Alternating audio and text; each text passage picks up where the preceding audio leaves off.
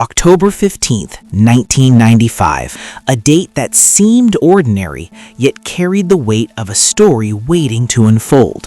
Pan Am Flight 6, a double-deck luxury aircraft, was carrying 70 passengers on board. Pan Am Flight 6 was a double-deck luxury aircraft carrying 70 passengers along with 7 crew members. It was flying from Hawaii to San Francisco. The aircraft was over the Pacific Ocean. The journey was completely calm. Suddenly, a scream pierced the calm atmosphere inside the aircraft.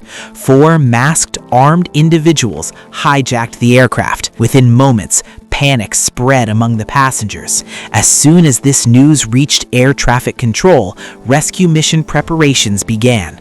But within just 5 minutes, Pan Am Flight 6 disappeared from radar. The hijackers had turned off the location system, but the real danger lay elsewhere. The aircraft was heading straight toward one of the most dangerous storms in the Pacific Ocean, a typhoon named Anna. Fierce winds began violently shaking the aircraft. The pilot gave it his all, but for the next 2 hours, the aircraft remained completely at the mercy of nature. After this deadly struggle, both engines of the aircraft failed one by one.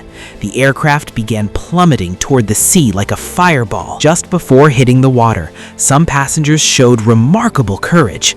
They overpowered the hijackers and jumped into the sea through the broken door. With a tremendous explosion, the aircraft plunged into the sea, but somehow 60 people survived. By luck, there was a small rock protruding from the sea about 100 meters away from the crash site. Everyone mustered their remaining strength to reach that rock and took refuge there. Soaked, shivering, and terrified, the 60 survivors were stranded on that rock. Then, one passenger remembered that he had a pair of binoculars with him. He looked around, and spotting a small island about half a kilometer away shrouded in mist, he shouted, "The island is right there!" Those who could swim jumped into the sea without hesitation. The waves were high and the sea was full of sharks. After hours of struggle, only 15 to 20 people managed to reach the sandy shore of the island. Despite being utterly exhausted, they looked back and decided not to abandon the people stranded on the rock. Using dry wood and vines, they built a makeshift raft and ventured back into the sea.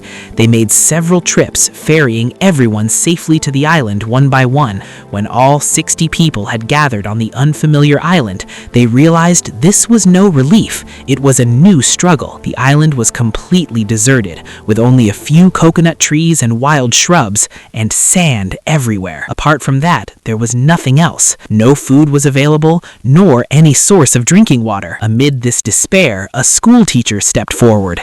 His name was Mr. David. He shouted in a loud voice, "We must live. We must live for each other." His voice stirred something within the broken-spirited people. People began to look at each other again. Everyone started working together.